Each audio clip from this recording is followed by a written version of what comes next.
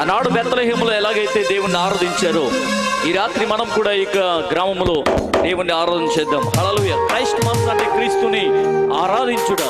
ఈ రాత్రి మనం దేవుడిని ఆరాధించడానికి వచ్చాం. ఖచ్చితంగా దేవుడు మనం ఆశీర్వదించబోతున్నాడు. ప్రమాణ విశ్వాసంతో సంతోషంతో చప్పట్లు కొడుతూ నాట్యం చేస్తూ దేవుణ్ణి ఆరాధించేద్దాం.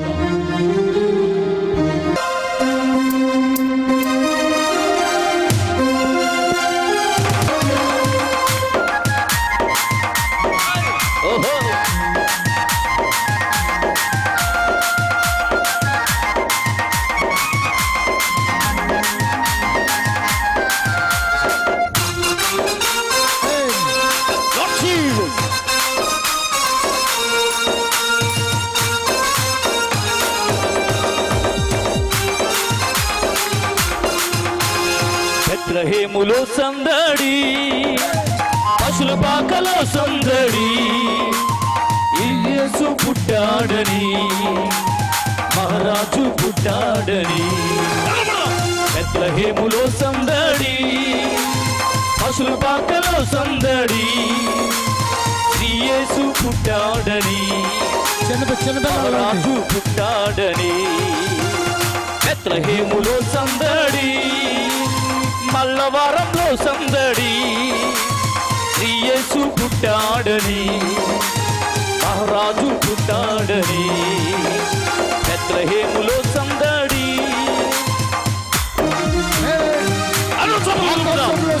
దేవుడి ఆత్మాభిషేకం సందడి, వెలుగులలో సందడి, మెల్లమెల్ల మెరిసే సందడిని పాడదాం. అందరూ చప్పట్లు కొట్టి దేవుని నామమున మహిమపరుద్దాం.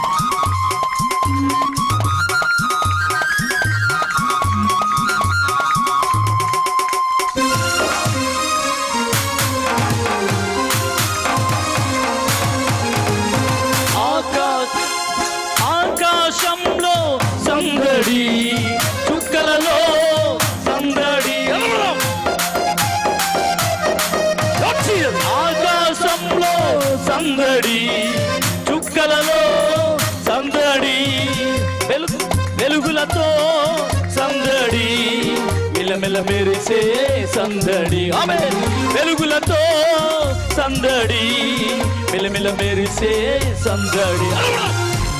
బెత్లెహేములో సందడి, పశుల పాకలో సందడి, యేసు పుట్టాడని, మహారాజు పుట్టాడని.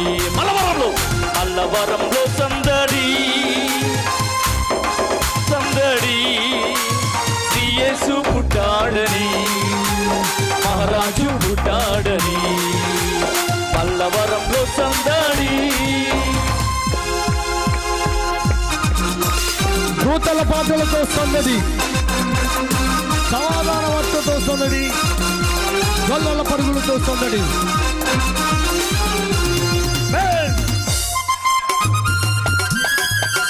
నాట్యం చేస్తూ దేవుని ఆరాధిద్దాం.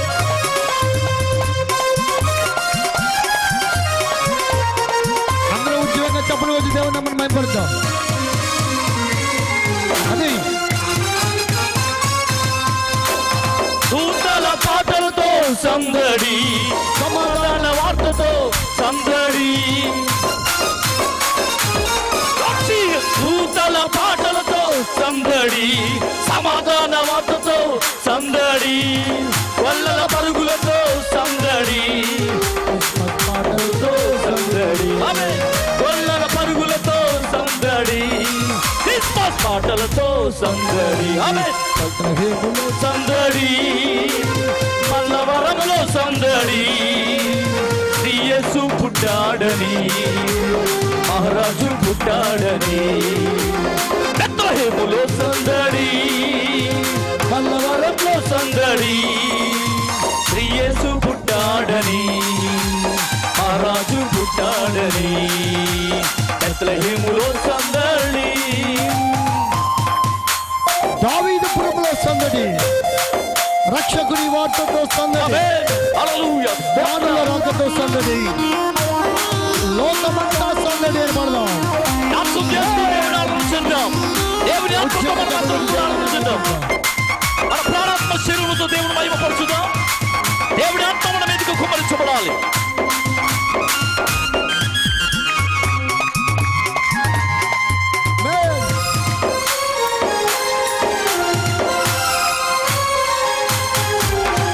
దావీదుపురములో సందడి, రక్షకుని వార్తతో సందడి.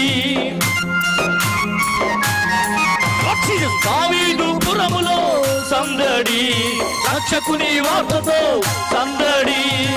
జ్ఞానుల రాకతో సందడి, లోకమంతా సందడి. జ్ఞానుల రాకతో సందడి, లోకమంతా సందడి. బెత్లెహేములో సందడి, పశుల పాకలో సందడి.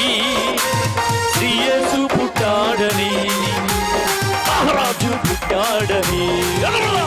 బెత్లెహేములో సందడి, అల్లవరంలో సందడి.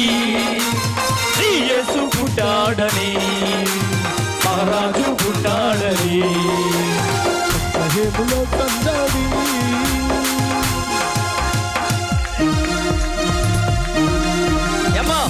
మల్లవారంలో సందడిస్తేనా? అబ్బో, ఆశ్చర్యంతో, ఆహ్లాదంతో, సంతోషంతో ఆ యేసయ్యను ఆరాధన చేద్దాం. మన ప్రాణాత్మ శరీరంతో దేవుని మహిమపరుద్దాం. ఈ రాత్రి యేసు ఇక్కడ జన్మించారని విశ్వాసంతో ఆరాధన చేద్దాం. ఖచ్చితంగా దేవుని ఆశీర్వాదం పట్టుకుని వెళ్ళిపోతున్నావు.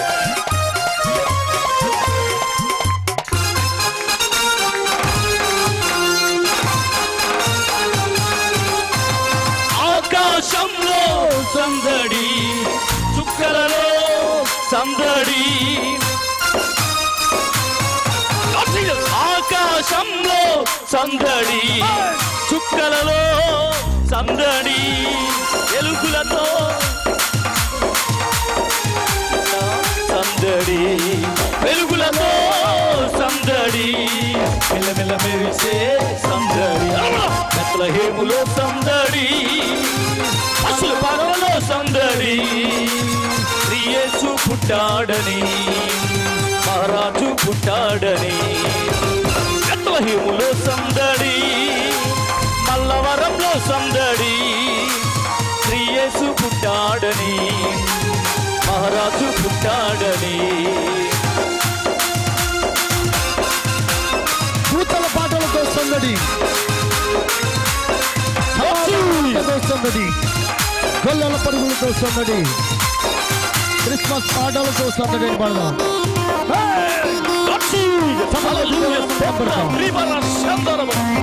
Glory, hallelujah.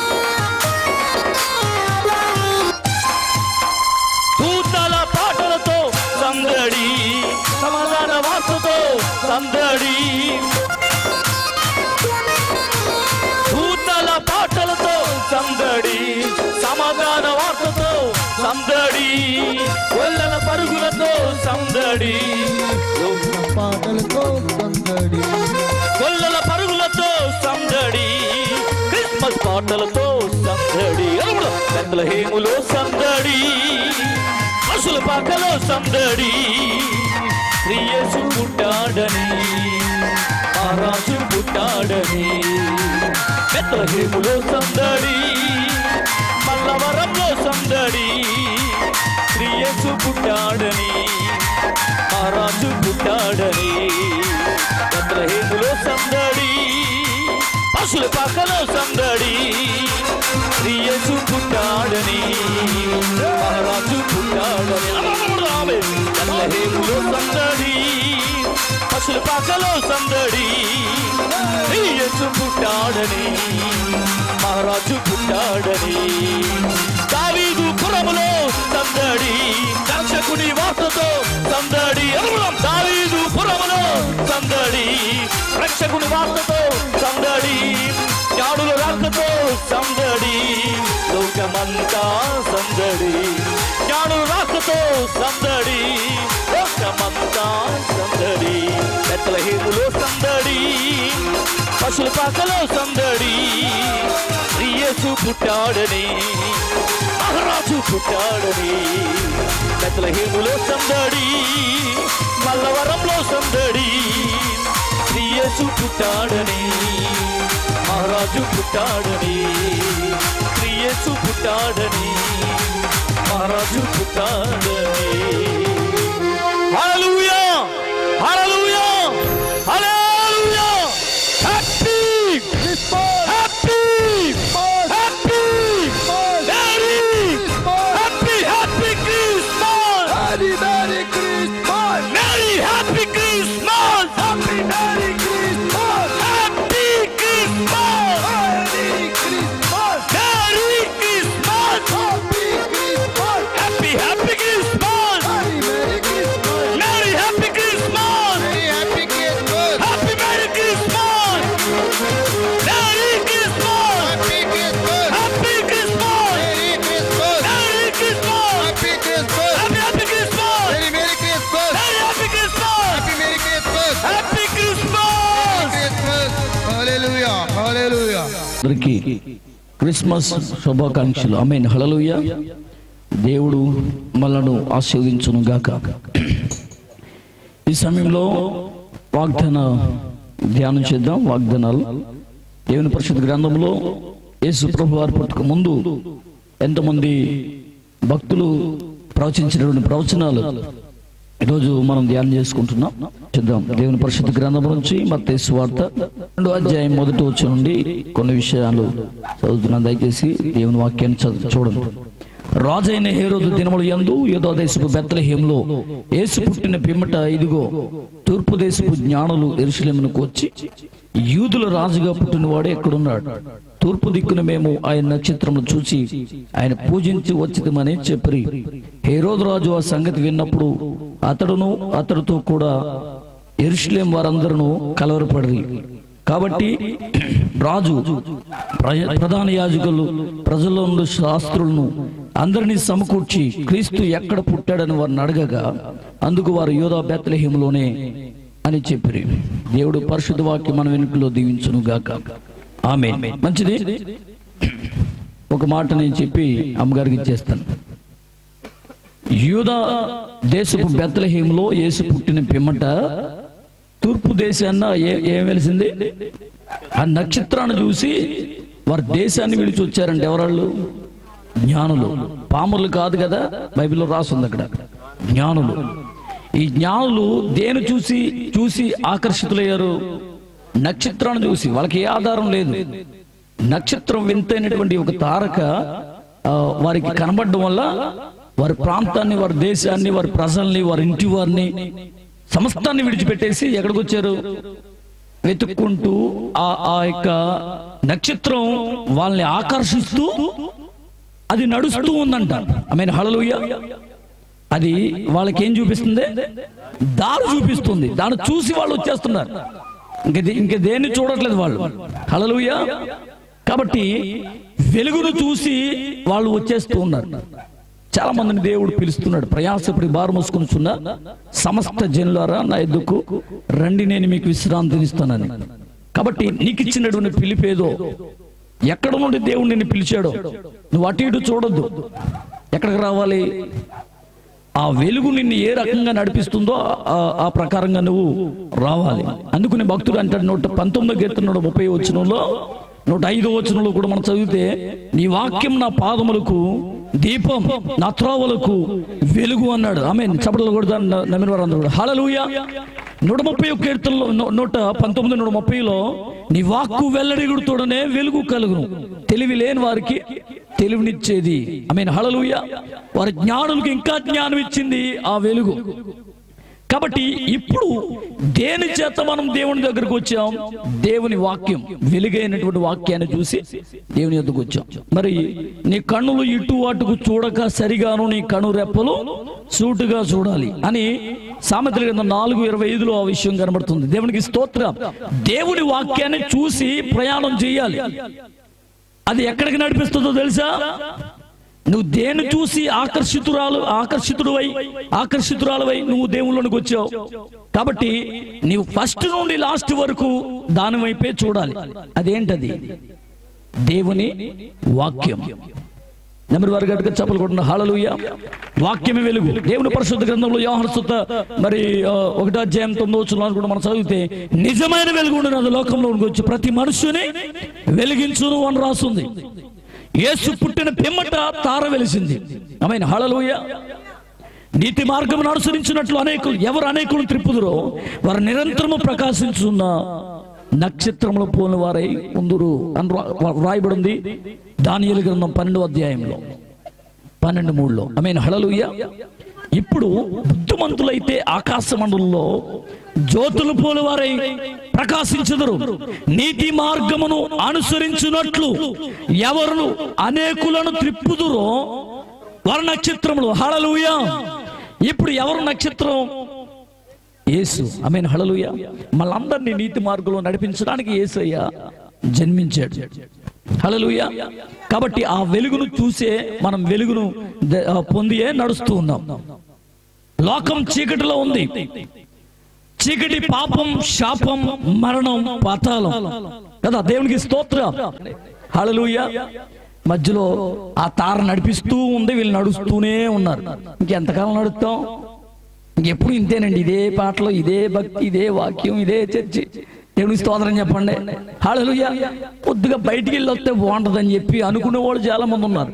నువ్వు ఒకవేళ బయటికి వెళ్ళావా, పొంచి ఉన్నాడు ఎవడాడు చెప్పండి. మీ విరోధి అయిన సాతాను గర్జించు సింహం వలె ఎవరి మీకు తిరుగుతూ ఉన్నాడు. వాడి కోరలో పడతారండి మీరు. సింహం ఆకలేస్తే అది అడుగులు పడి తిరగదంట. ఒక గట్టి పొద, పెద్ద పొద ఏది ఉందో అక్కడికి వెళ్ళి అలా కూర్చుంటుందండి. గట్టిగా దానికి ఎంత బలం ఉందో అంత బలం ఒకేసారి గాడికి ఇచ్చాడదంట. దేవునికి స్తోత్రం. ఈ చిన్న చిన్న ఈ జంతువులు ఉంటాయి చూసారా, ఇవన్నీ ఆడి పరిగెట్టి బాబోయ్ ఇంకే ఉంది, మృగరాజు వచ్చేస్తున్నాడు బాబోయ్, ఇంకే ఉంది బాబోయ్, ఇంకే ఉంది బాబోయ్ అని పరిగెత్తుకుని వెళ్ళి దాని నోట్లోనే పడతాయి. అర్థమైందా? తాటకి బెదిరింపులకి బెదిరిపోయి దేవుళ్ళలోంచి బయటకు పోతా ఉంటాం. హల్లెలూయా. ఆడు పొంచి ఉన్నాడు, చాటైన మాటైన స్థలాల్లో దాగి ఉన్నాడు. కాబట్టి ఎక్కడ నిన్ను వాడు చెరగను పోదామని చూస్తూ ఉన్నాడు. దేవుడికి స్తోత్రం. నీవు ఆత్మీయ యాత్రలో ఉన్నావు. యేసయ్య వాక్యాన్ని అనుసరించి నడుస్తున్నావు. యేసయ్య వెలుగులో ఉన్నావు. దేవుని సన్నిధికి వస్తున్నావు. దేవుణ్ణి ఆరాధిస్తున్నావు. దేవుని మహిమపరుస్తూ ఉన్నావు. అలాగునే నీ జీవితాన్ని కొనసాగించుకో. కానీ వాళ్ళని వీళ్ళని అడుగుదామని వెళ్ళావు అనుకో, ఎవడట్టుకుంటాడు? సాతాను అట్టుకుంటాడు. నిన్ను నడిపించేది యేసే. ఆమేన్ హల్లెలూయా.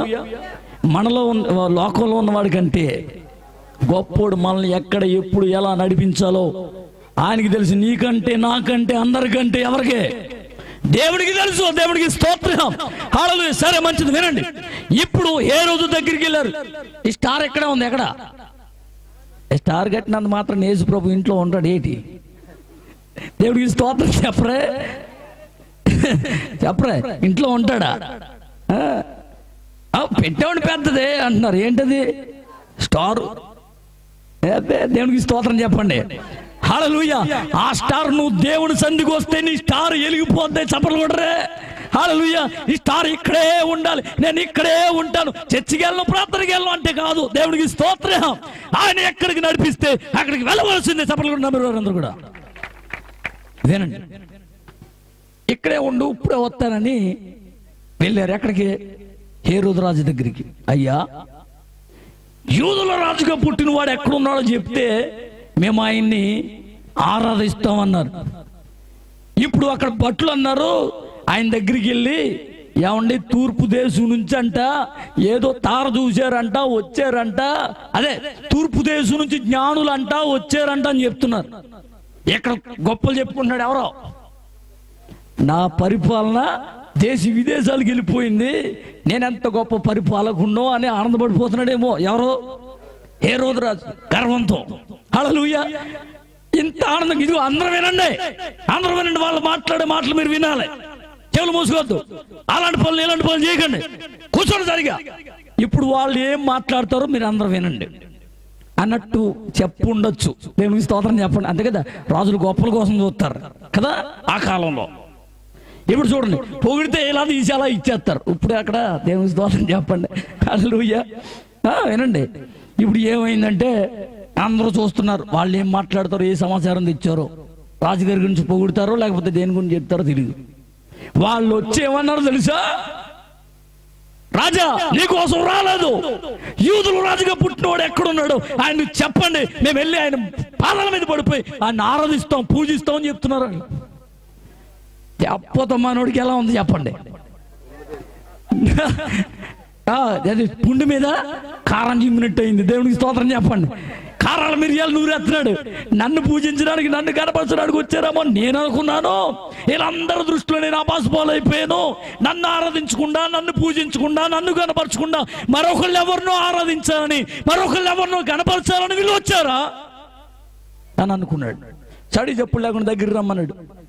ఆయన ఎక్కడుంటాడో మాకు చెప్పండి, మేము కూడా వచ్చి పూజించాం, ఇంకెక్కడ మాట్లాడకండి, వెళ్ళిపోండి అని చెప్పి అక్కడ ఉన్న శాస్త్రుడు, బాబు ఎక్కడ పుడతాడు అని అంటే వాళ్ళు చుట్టా ఇప్పేశారు. ఎందుకంటే గణరాజు గారు చదివారుగా, బెత్లెహేం, యూదా దేశపు బెత్లెహేమా, నీ బెత్లెహేమ చెప్పరతా, నువ్వు యూదా వారి కుటుంబంలో స్వల్ప గ్రామమైనను నా కొరకు ఇశ్రాయేలు వాడు నీలో నుండి వచ్చును. చెప్పలు కూడా ఇశ్రాయేలు అనే మాటకు అర్థం ఆయన సొత్తైన జనాంగం. ఇప్పుడు చూడండి, ఇప్పుడు వాళ్ళ దగ్గరికి పిలిచి బాబు ఎక్కడ పుట్టారు అని అంటే వాళ్ళు చెప్పారు, శాస్త్రులు చక్కగా బాగానే ఉంది, ఆ యూదా దేశం బెత్లెహేములో అన్నారు. సరే మీరు వెళ్ళండి, పూజించి మరలా నాకు చెప్పండి అన్నాడు. నిజమే, ఈయన పూజిస్తాడా? అసలు వీళ్ళు దారేది వీళ్ళు వెళ్ళిపోవచ్చుగా, మళ్ళీ ఇక్కడికి ఎవడు రమ్మన్నాడు? ఏమంటే దేవునికి స్తోత్రం. ఈడంటాడు ఇప్పుడు ఎవడో చెప్పరా? ఈ హేరోదు అంటాడు. ఇప్పుడు వాళ్ళకి బాలుడైన యేసుకి కూడా ముప్పే. చూసుకోండి, మిమ్మల్ని బట్టి దేవునికి ఏమవుతుంది? హల్లెలూయా. మీరు వెళ్ళేదేదో జాగ్రత్తగా దేవుని ఆరాధించుకుంటూ మీ జీవితాన్ని కొనసాగించండి.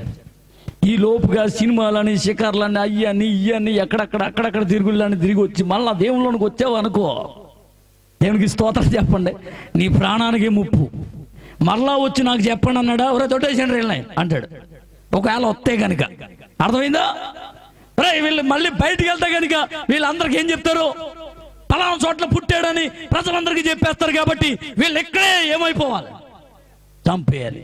ఏమో వీళ్ళు మళ్ళీ బయటకు వచ్చినప్పుడు ఎవరు దిక్కు? ఆ నక్షత్రమే దిక్కు. ఆ నక్షత్రాన్ని చూసి నడుచుకుంటా వెళ్ళిపోతున్నారు. వినండి, అయిపోయింది నా వాక్యం. నడుచుకుంటూ వెళ్ళిపోతున్నారు.